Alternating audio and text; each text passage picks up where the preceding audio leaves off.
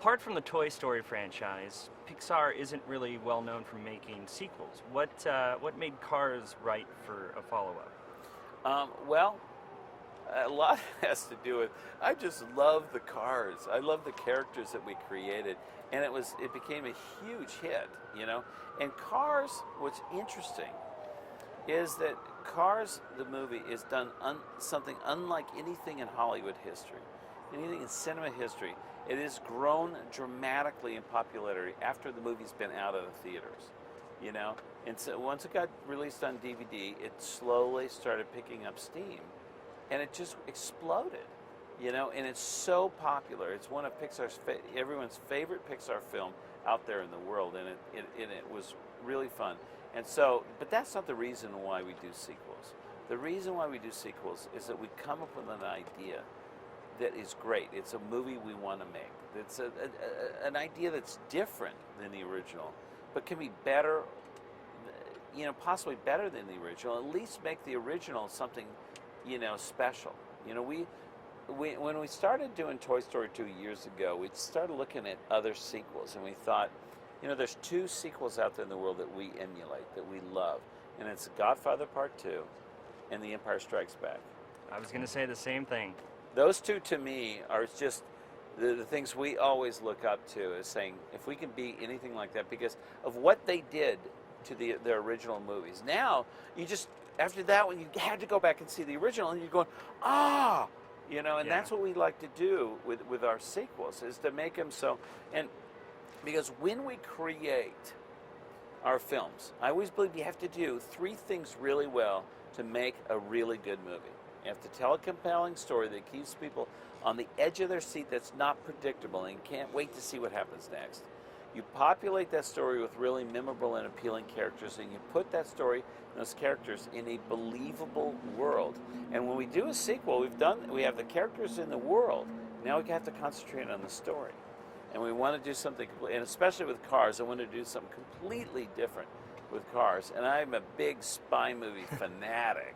I love spy movies, and it goes back to my childhood because I loved The Man from U.N.C.L.E., right, growing up. I was Ilya Kuryakin. I was him, and I just loved that. And it got into my kind of DNA, and I have 5 sons, and we are huge fanatics of the 3 Bourne movies. I must have watched them 20 times with my sons.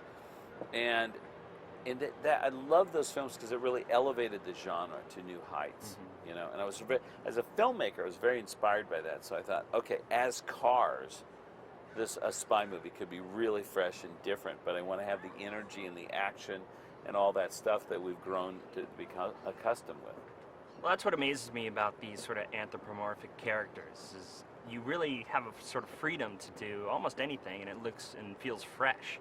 Why do you think audiences have such an enduring fascination with animated films that have, like, talking cars or talking toys or whatever? I don't exactly know exactly why, but I have that fascination too.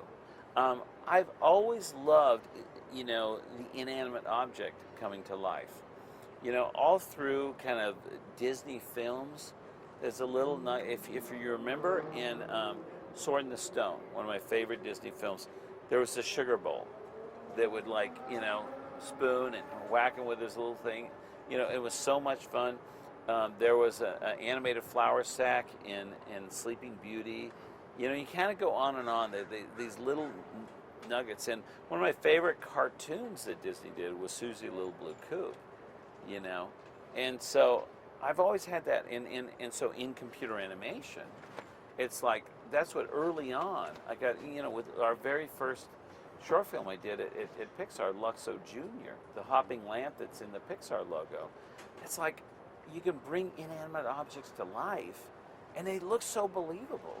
And that's what, my dad was a parts manager at a Chevrolet dealership in Whittier, California, where I grew up. And I just love cars, right, because of that. And I thought, in our medium, where we can really render things to look, you know, have reflections and shiny, we can get the details of the cars to look like real cars, but we can bring them to life. This is going to be unlike anything anybody's ever seen. Well, that's the thing about cars, too, in general. The best made ones really do have personality of their own. Yeah. Yeah, and and it's so much fun to sort of take these characters and just take them to different places and do a different kind of adventure with them.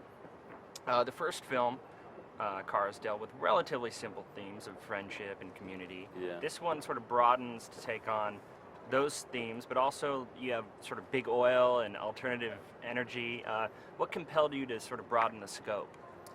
Well, being that it was going to be a spy movie, my favorite spy movies are the ones where they have great bad guys. And the bad guys, what they're after, what their deal is, has to be logical, right? And smart. I want the bad guys to be smart.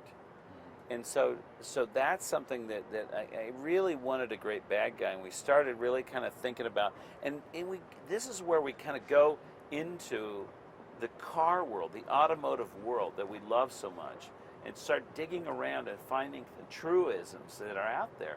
And what was interesting in seeing sort of what's going on with big oil, alternative fuels, and all that kind of, I don't know if it's a battle, but it just seems like there's a tension there.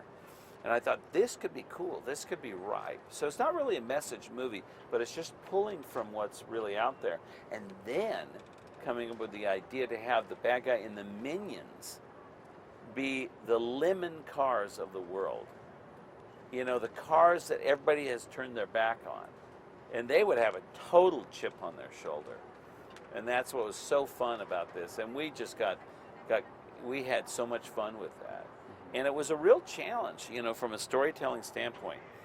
We kind of came up with the ending, and I'm not going to say what the ending is, you know, because you have to go see the movie. But the ending became something we came up with fairly early on, and we go, okay.